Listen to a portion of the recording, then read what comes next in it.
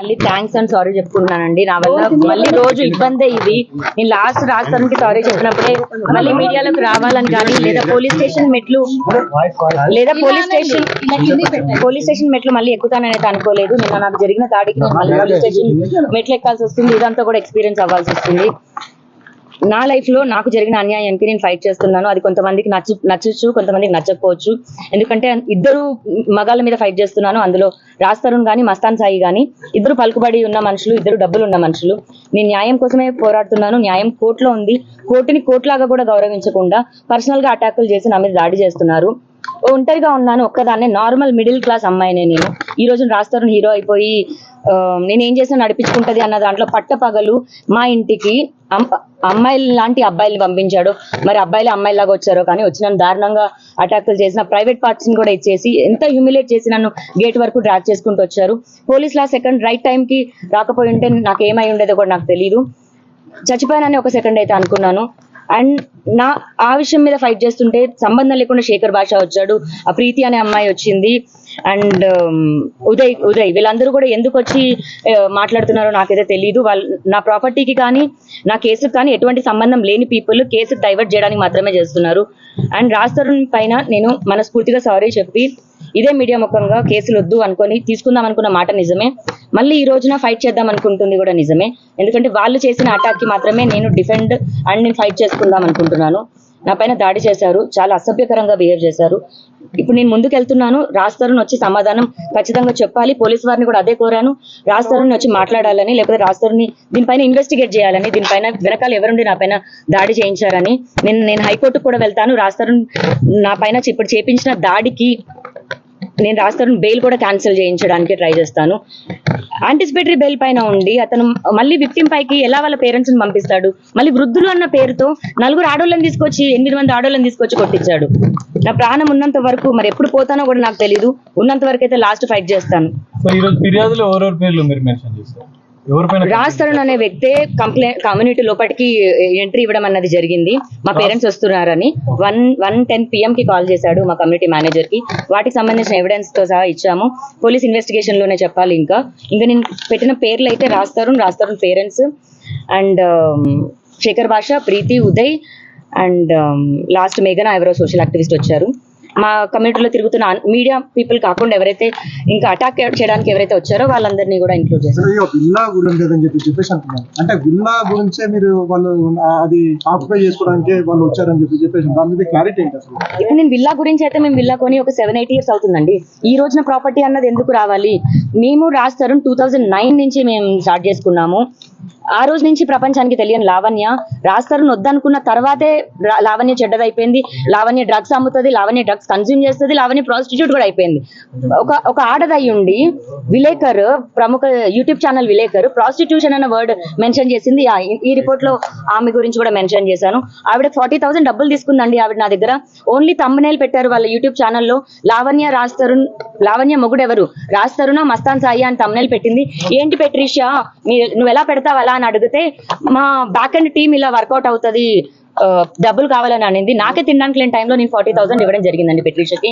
ఇంకా అంటే 2 లక్షలు అడిగింది. ఇంకా ఇవ్వని పక్షంలో ఇదంతా చేస్తుంది. పర్సనల్ గ్రాడ్జ్ పైన వీళ్ళంతా సిండికేట్ బ్యాచ్, శేఖర్ భాష, ప్రీతి, ఉదయ్, మేఘన అండ్ పెట్రిషా వీళ్ళంతా గ్రూప్ గా ఫామ్ అయ్యే ఇదంతా చేశారు. ఎంత చేసినా ఏమున్నా సరే పోలీస్ స్టేషన్ ఉందండి, చట్టం ఉంది. నేను లా ప్రకారమే వెళ్తాను. ఏం చేసుకుంటారో చేసుకోనివ్వండి. ఇప్పుడు ఇందులో రాజ్ తరుణ్ ఇన్వాల్వ్మెంట్ అంటే వీళ్ళందరూ కలిసి చేసిన బ్యాచ్ లో మస్తాన్ సాయి కూడా ఉన్నాడండి. మరి ఇది రాజ్ తరుణ్ చేపించాడా లేదా మస్తాన్ సాయి చేపించాడా లేదా అందరూ కలిసే ఫామ్ చేశారన్న నిజం బయటకు వస్తే నెక్స్ట్ రాజ్ తరుణ్ కూడా ఖచ్చితంగా వెళ్తాడు. నేను ఇన్ని రోజులు రాజ్ తరుణ్ కి అగేన్స్ట్ గా సాక్ష్యాలు ఇవ్వలేదు. నేను ప్రేమించిన మనిషి కాబట్టి ఇవ్వలేదు. కంప్లైంట్ పెట్టినప్పటికీ నేను మనిషి కావాలి అనుకొని పెట్టాను, మనిషి జైలుకి వెళ్ళాలని కాదు. కానీ అతను సైలెంట్ గా ఉండి ఇంత క్రూయల్ గా బిహేవ్ చేస్తున్నాడు అంటే ఫిజికల్ అటాక్ అన్నది తప్పు. నువ్వు అట్లీస్ట్ మాటలతో దాడి చేసినా మాట అనేది మర్చిపోతామేమో. ఆ సెకండ్ ప్రాణం పోతే ప్రాణం తీసుకురాలేరు ఎవరు. రాజ్ తరుణ్ కూడా ప్రిజన్ కి పంపిస్తాను.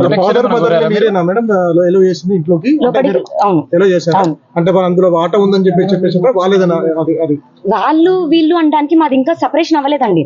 కోర్టు తీర్పు లావణ్య రాజ్ తరుణ్ విడిపోయారు, లావణ్య రాజ్ తరుణ్ సంబంధం లేదు అన్నదేమి ఇవ్వాల. చార్జ్ షీట్ అయింది. చార్జ్ షీట్ లో 11 ఏళ్ళు వీళ్ళు సహజీవనం చేశారు అని వచ్చారు.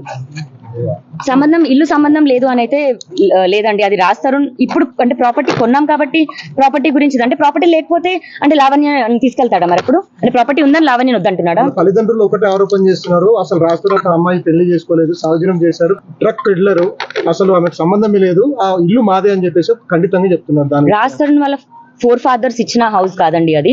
రాజ్ తరుణ్ హైదరాబాద్ కి వచ్చిన తర్వాత జీరోతో తన కెరియర్ స్టార్ట్ చేశాడు. అతను కూడా స్టార్టింగ్ డేస్ లో మీ అందరికీ చెప్పడం జరిగింది. ఆ అమ్మాయి ఇనిషియల్ డేస్ లో మేము కలిసి ఉన్నామని, మేమిద్దరం లవ్ చేసుకున్నాము, పెళ్లి చేసుకున్నాము, నాకు ప్రపోజ్ చేసింది అతనే, పెళ్లి చేసుకుంటావని అడిగింది అతనే. దాని తర్వాత మేము ఫామ్ చేసుకున్న మా జర్నీలో వచ్చిన ఇల్లు అది. అది నాది కాదు, రాస్తారుంది కాదు అంటే ఒప్పుకుంటానేమో కానీ ఓన్లీ రాస్తారుంది అంటే నేను ఒప్పుకోను. ఎందుకంటే బయటికి మగాడు వెళ్ళి పని చేస్తే ఆడది ఇంట్లో ఉండి పని చేసింది. మీ అందరూ మగాళ్ళు ఉన్నారు, ఇక్కడ 2-3 ఆడవాళ్ళు ఉన్నారు. మరి మీ అందరు మగాళ్ళదే ఇల్లులు అయిపోతాయా? మీ అందరు పిల్లల ఇల్లులు కావా? మీ అందరి మగాళ్ళ మీద పేరు మీద ఇల్లు ఉంటే అడిగే క్వశ్చన్ అడిగేటప్పుడు పెళ్లి అన్న సర్టిఫికేట్ అన్నది ఇప్పుడు లీగల్ గా ఇప్పుడు వచ్చిందేమో. ఒకప్పుడు మన పేరెంట్స్ కి సర్టిఫికెట్లు ఎక్కడ ఉన్నాయి, రిజిస్ట్రేషన్లు ఎక్కడ ఉన్నాయి? దట్స్ వాట్ ఇప్పుడు నాది రాస్తారుంది 1 year 2 year thing. Last 2 years అయితే వేరు 2009 అండి. మీరు బ్యాక్ చాలా సంవత్సరాలు వెళ్ళాలి. అప్పటి నుంచి మేము ప్రేమించుకున్నాం. ఇప్పుడు నా వయసు 33, 16 సంవత్సరాలు అవుతుంది. అర్థమవుతుందా? మీరు అక్కడి వరకు వెళ్ళండి. నేను అంటే ఆ మనిషిని అంతా నమ్మాను. లేకపోతే ఒక సంతకం పెట్టించుకోవడానికి నాకు ఎంతసేపు? అతను చెక్ బుక్స్ నా దగ్గర ఉంటాయి, సైన్ చేసేసిన చెక్ బుక్స్. ఒక సంతకం పెట్టమంటే పెట్టేవాడు కదా ఏంటి? అసలు విడిపోతాము అన్న థాట్ ఉండేది కాదు నాకు. ఇలాంటి గొడవలు అవుతాయని థాట్ ఉండేది కాదు. మరి ఆడపిల్లలు రావడం వల్ల, మస్తాన్ సాయి రావడం వల్ల రాస్తారు ఇలా అయ్యాడా? లేదా ఆ ఇల్లు ప్రాపర్టీ మీద మస్తాన్ సాయి ఇప్పుడు చేస్తున్నాడో నాకు తెలియదు. ఆ ఇల్లు ప్రాపర్టీ పైన రాజ్ పేరెంట్స్ కి ఆశ ఉందో కూడా నాకు తెలియదు. కానీ రాజ్ పేరెంట్స్ ఆస్తి కాదు, అలాని మా పేరెంట్స్ ఆస్తి కాదు. బతుకు తెరువు కోసం నాకు ఈ రోజు సాయం కావాలంటే మా పేరెంట్స్ ఎంతో ఇవ్వడమేమో, మా బతుకు తెరువు కోసం రాజ్ సంపాదించే డబ్బేమో, అంతే. దయచేసి కోట్ల అయింది కాబట్టి ప్రాపర్టీ అంటున్నారు. డిగ్రేడ్ అయిపోయి అసలు ఇల్లే కూలిపోయింది, ప్రాపర్టీ లేదు. అయితే ఇంకో ఆరోపణ, మీరు అందరు కాల్స్ రికార్డ్ చేస్తారు, వీడియో కాల్ రికార్డ్ చేస్తారు, అలాగే ఒక ఇన్వెస్టిగేషన్ ఆఫీసర్ కాల్ రికార్డ్ కూడా చేసి భయపెట్టించారని చెప్పేసి ఒక ప్రధాన ఆరోపణ ఉంది. దాని మీద మీరు ఏం క్లారిటీ ఇస్తారు? మీరు అడిగిన క్వశ్చన్ నాకు డైరెక్ట్ గానే అర్థమైంది. ఇప్పుడు కాల్స్ అన్నవి ప్రతి ఒక్కరు చేశారు. అండ్ నా కేసుకి సంబంధించి ఏమో రికార్డ్ ఏమో కానీ సంబంధం లేదు, నాకు అవసరమే లేదు. ఫస్ట్ నుంచి చిన్నప్పటి నుంచి ఎవరు రికార్డ్ చేసుకోరు కదా. అండ్ మీరు ఇన్వెస్టిగేషన్ ఆఫీసర్ కాల్ అన్నది కూడా నేను మస్తాన్ సాయితో కాల్లో ఉన్నానండి, వీడియో కాల్లో మస్తాన్ సాయితో ఉంటాను. ఆ కాల్ అనేది బయటకు వచ్చింది, అది చేసింది మస్తాన్ సాయి. ఆ హార్డ్ డిస్క్ కూడా పోలీసులకు ఇవ్వడం జరిగింది. అతను కస్టడీలోనే ఉన్నాడు, ఇప్పుడు రిమాండ్ లో ఉన్నాడు. ఖచ్చితంగా అండి. ఇప్పుడు నిన్న జరిగిన దాడి మామూలు దాడి కాదండి. మనిషిగా అసలు నేను క్షమించలేను రాజ్ని.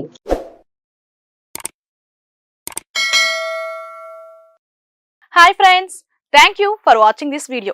ఈ వీడియో కనుక మీకు నచ్చినట్లయితే దయచేసి లైక్ చేయండి, షేర్ చేయండి.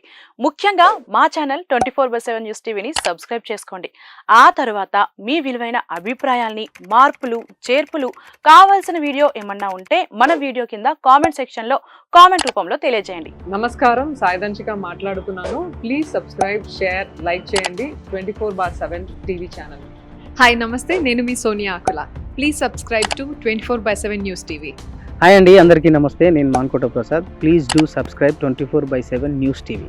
Political, entertainment and infotainment updates కోసం like, share, subscribe 24/7 news TV.